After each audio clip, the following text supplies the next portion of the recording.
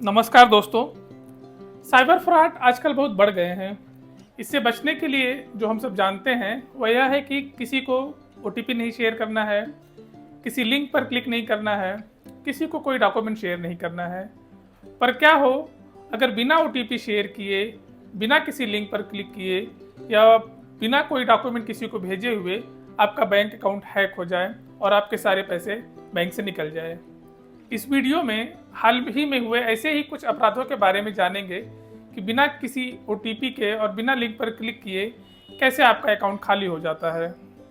इस वीडियो में आप जानेंगे कि आप जाने अनजाने कैसी गलतियां कर देते हैं, साइबर अपराधी क्या टेक्निक उपयोग करते हैं, कैसे वह माइंड गेम खेलते हैं और आपका बैंक अकाउंट हैक कर लेते हैं। इस वीडियो को देखने के बाद साइबर अपराधियों के तकनीक को समझने में आसानी होगी और आप खुद को और अपने चाहने वालों को इसके बारे में जागरूक कर सकते हैं, जिससे इस तरह के फ्रॉड से बचने में आसानी होगी। वीडियो के अंत में कुछ महत्वपूर्ण बातें भी शेयर करेंगे जिन्हें अपनाने से इस तरह के अपराधों से बचने में सहायता मिलेगी। तो आइए शुरू करते हैं। उसके पहले अगर वीडियो अच्छा लगे तो लाइक कीजिए और अपने चाहने वालों से शेयर कीजिए, और अगर आप चैनल पर नए हैं तो कृपया चैनल को सब्सक्राइब कीजिए। पहला केस बड़ा ही यूनिक है। हैकर ने ऐसा माइंड गेम खेला कि एक बड़ी कंपनी के अधिकारी कैसे लूट गए और कब लूट गए उन्हें पता ही नहीं चला। तो हुआ यूं कि एक सज्जन बड़ी कंपनी में काम करते हैं। वह अपने पेरेंट्स को तीर्थ यात्रा करवा रहे थे, तो जगह जगह जा रहे थे। तो उस दिन वह लोग बनारस में थे और दिल्ली जा रहे थे। उनकी माँ की तबीयत भी थोड़ी ठीक नहीं थी और उन्हें दिल्ली से फिर आगे कहीं और जाना था। तो 4-5 घंटे का हॉल दिल्ली में था। तो उन्हें लगा कि मैं एयरपोर्ट के पास कोई होटल ले लेता हूँ, 5-6 घंटे रेस्ट करेंगे और उसके बाद आगे चले जाएंगे। तो वह बनारस एयरपोर्ट पर बैठकर एक होटल बुक कर रहे थे। तो दिल्ली के एयरपोर्ट के आसपास, तो जैसे कि नॉर्मली हम सब करते हैं, गूगल निकाला, near by hotel eight Delhi airport search किया, कई होटल्स के नाम आए, एक नामी होटल का भी नाम आया। उन्होंने क्लिक किया, वहाँ नंबर मिला, नंबर पे कॉल कर दिया।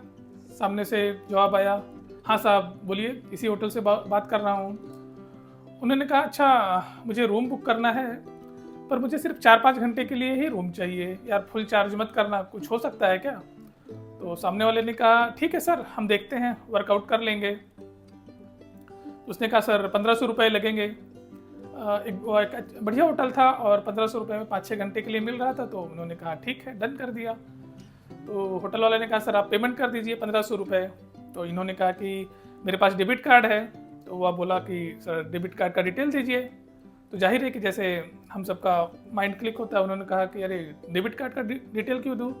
तो उसने कहा, सर बिना डेबिट कार्ड डिटेल के कैसे पेमेंट लूँगा? और अच्छा, मैं आपसे ओटीपी थोड़ी मांग रहा हूँ, मैं तो सिर्फ आपसे कार्ड डिटेल मांग रहा हूँ। वह तो वैसे भी आप अगर काउंटर पे भी आते हैं या कहीं भी जाते हैं तो कार्ड तो देते ही है ना। तो उन्होंने सोचा, हाँ यार बात तो सही बोल रहा है, ओटीपी के बिना तो कोई पेमेंट थोड़ी ले सकता है। तो उन्होंने कार्ड का डिटेल दे दिया। फिर उसने कहा, हाँ सर, अभी मैंने आपको ना ये 1500 का ओटीपी आएगा, वो बता दो तो मैं 1500 रुपया ट्रांसफ़र कर लेता हूँ। उन्हें 1500 का ओटीपी आया, उन्होंने उसको ओटीपी बता दिया और 1500 रुपये उनके बैंक से कट गए। तो उसने कहा, सर मेरे पास तो पेमेंट आया नहीं है। तो इन्होंने कहा, यार मैंने तो भेज दिया है। उसने कहा, नहीं सर पेमेंट नहीं आया है, ज़रा फिर से चेक कीजिए। इन्होंने चेक किया, अकाउंट से पैसे कट गए थे। तो वो बोला, सर मेरे पास तो नहीं आया है और जब तक मेरे अकाउंट में रिफ्लेक्ट नहीं करेगा मैं कैसे बुकिंग दे दूँ? अभी ने फ्लाइट भी पकड़नी थी, आधा दिमाग वहाँ लगा हुआ था। उन्होंने कहा, यार मैं तो दे चुका हूँ। तो उसने बोला, सर अच्छा ठीक है, आप टेंशन मत लीजिए, वो ना मुझे तो कोई अलर्ट आया नहीं है, तो आपको जो अलर्ट आया था उसका स्क्रीनशॉट मुझे भेज दो, तो मैं देख के कंफर्म कर देता हूँ कि आपके यहाँ से पेमेंट हो गया है, तो मैं यहाँ ओके कर दूंगा। अब स्क्रीनशॉट भेजने में क्या दिक्कत है, हम तो वैसे भी स्क्रीनशॉट भेजते हैं। तो उन्होंने जो मैसेज का स्क्रीनशॉट आया था पेमेंट के बाद का, उसका स्क्रीनशॉट उसको भेज दिया होटल वाले को। अब दिमाग में तो ये सेट है पहले से भी, और फिर से हो गया कि स्क्रीनशॉट भेजने में क्या दिक्कत होती है। स्क्रीनशॉट भेज दिया उन्होंने कहा, सर पैसा तो अभी भी, मतलब वो आपका स्क्रीनशॉट तो बिल्कुल सही है, पर पैसा तो मेरे अकाउंट में नहीं आया है। पर यू आर राइट, पैसा तो आपके अकाउंट से कट गया है, पर मेरे यहाँ पे क्यों नहीं कर रहा है? तो उसने कहा, अच्छा सर एक काम कीजिए, आप 1 रुपया और ट्रांसफ़र कीजिए। क्योंकि कभी कभी क्या होता है कि वो पाइपलाइन में फंस जाता है, तो जब आप ये फिर से एक ट्रांजेक्शन करेंगे 1 रुपये का, तो वो 1500 रुपये वाले को धक्का देगा ना, तो वो पिछला वाला भी आ जाएगा मेरे अकाउंट में। तो इन्हें पता है कि ये भी पढ़े लिखे हैं कि ऐसा तो होता नहीं है, लेकिन अब बिजी थे तो 1 रुपये वाली बात नहीं, 1 रुपया भेजने की बात थी, तो इन्होंने कहा ठीक है 1 रुपया फिर से भेज देते हैं। फिर उसने एक OTP भेजा, बोला सर मैंने 1 रुपये का OTP भेजा है, ज़रा वो OTP तो शेयर कीजिए। अब इसे जन ने OTP देखा तो वह 15,000 रुपये का था। उन्होंने फिर से उसको फ़ोन किया, बोला अरे भाई ये तो 15,000 रुपये का OTP है। उसने कहा क्या बात कर रहे हैं सर, मैंने तो 1 रुपये का ट्रांसफ़र कर रहा हूँ, 15,000 का OTP कैसे आ जाएगा। उसने जानबूझकर थोड़ी सी बहस की। फिर उसने कहा अरे सर ठीक है आप टेंशन मत लीजिए, आप स्क्रीनशॉट भेजिए तो मैं देख लेता हूँ कि 15,000 का कैसे आया। अब ये जल्दबाजी में भी थे और इन्हें दिमाग में ये भी सेट था कि स्क्रीनशॉट भेजने से क्या होता है। उन्होंने वो स्क्रीनशॉट भेज दिया उसे। अब यहाँ उन्होंने बड़ी गलती कर दी, क्योंकि उन्हें ध्यान ही नहीं रहा कि जो स्क्रीनशॉट वह भेज रहे हैं उसमें तो OTP भी था।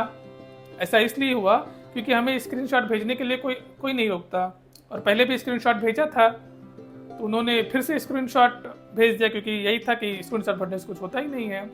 फिर यही हैकर ने माइंड गेम खेला और उसी का फ़ायदा उठाकर हैकर ने उनके अकाउंट से 15,000 रुपये निकाल लिए, क्योंकि उस स्क्रीनशॉट के साथ 15,000 रुपये का OTP भी चला गया था।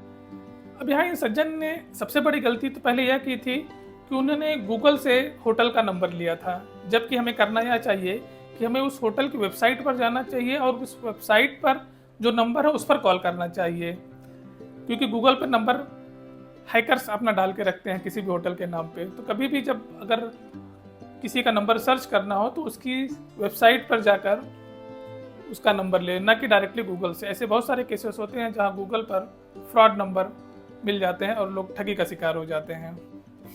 दूसरी गलती उन्होंने यह की कि वह जल्दबाजी में थे, फ्लाइट पकड़ने जा रहे थे, जबकि इस तरह के काम जहां फाइनेंशियल ट्रांजैक्शन वाली बात हो, हमेशा शांति से और समय लेकर काम करना चाहिए। जल्दबाजी में कभी भी इस तरह का ट्रांजैक्शन नहीं करना चाहिए।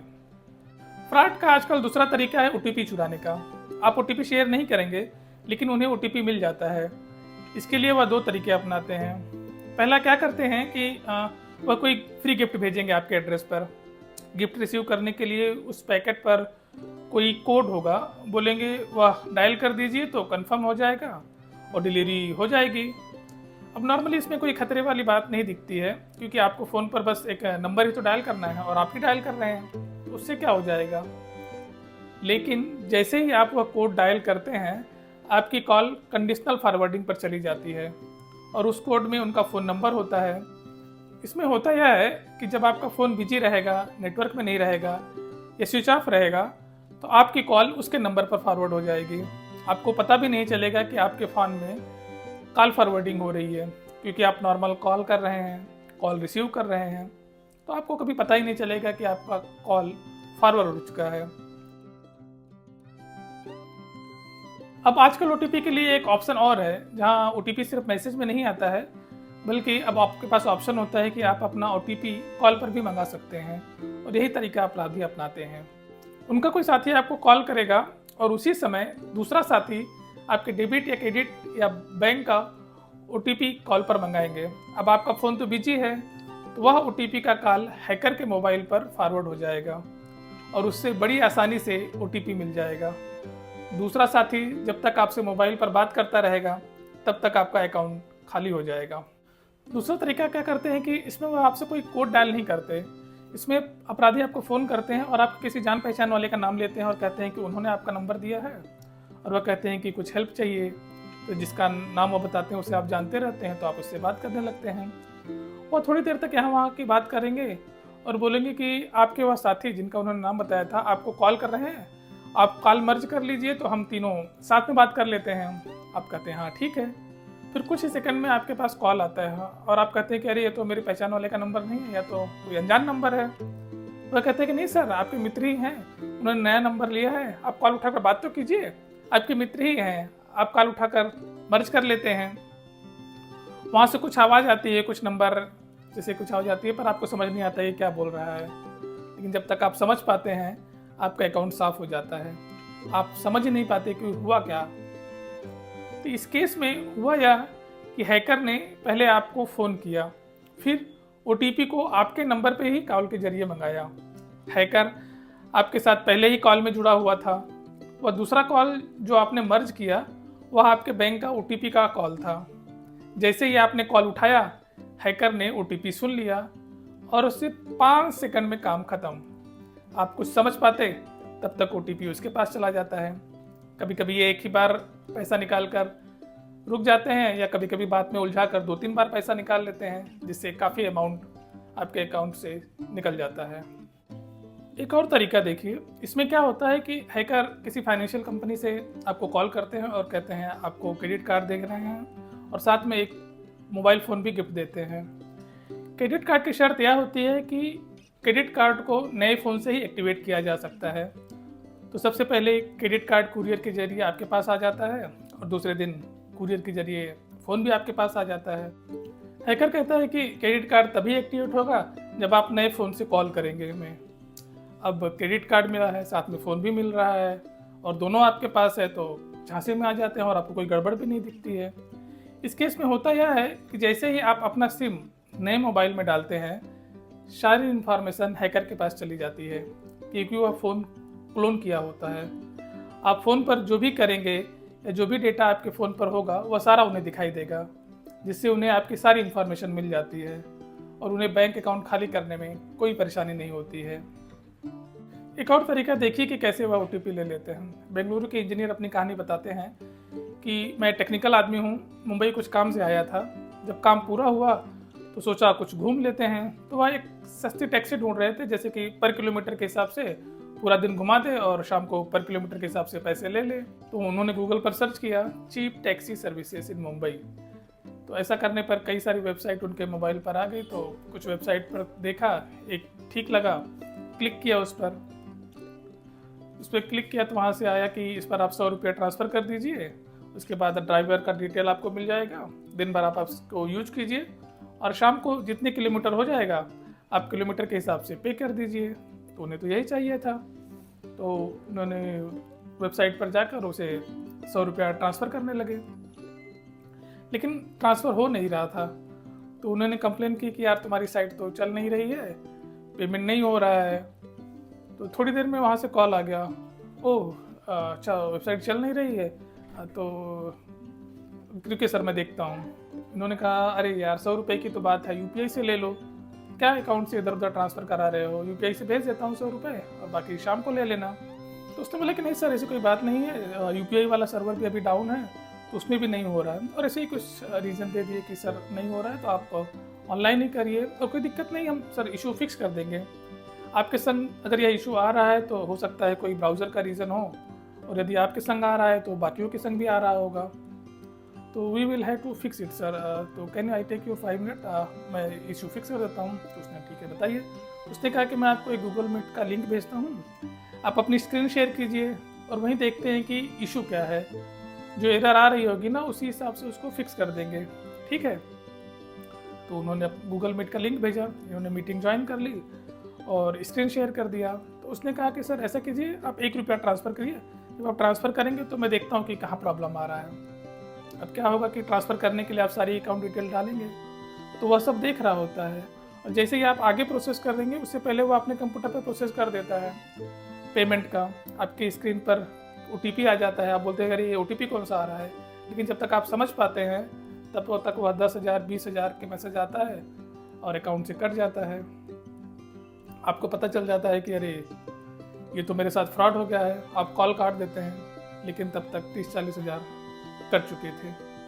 इस केस में हुआ क्या कि अकाउंट ट्रांसफ़र करने के बहाने उसने आपकी सारी अकाउंट डिटेल देख ली स्क्रीन पर, फिर उसने प्रोसेस कर दिया उसको अपने अकाउंट में ट्रांसफ़र करने के लिए। फिर ओटीपी आया, चाहे ओटीपी आपके मोबाइल पे आया, पर स्क्रीन तो आपका शेयर हो रहा था, तो उसने वहीं से वह ओटीपी देख लिया और पैसा अपने अकाउंट में ट्रांसफ़र कर लिया। ऐसे जल्दी जल्दी कुछ 10 ही सेकंड में 2-3 बार वो लोग कर लेते हैं, और जब तक आप समझ पाते हैं कि मेरे साथ फ्रॉड हो रहा है तब तक काफ़ी पैसा आपके अकाउंट से कट चुका होता है।